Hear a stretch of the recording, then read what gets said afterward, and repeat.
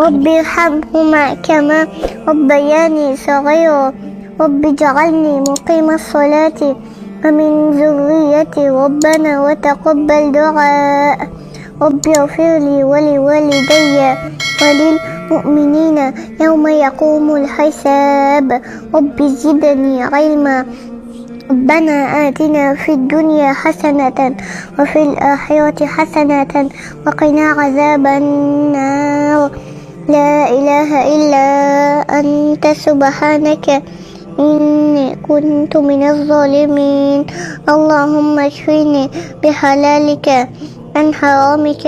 وأغنني بفضلك عمن سواك اللهم إني أسألك علما نافعا ورزقا طيبا وعملا متقبلا ربنا تقبل منا إنك أنت السميع العليم وصلى الله تعالى على محمد وعلى آله وصحبه أجمعين. ما شاء الله.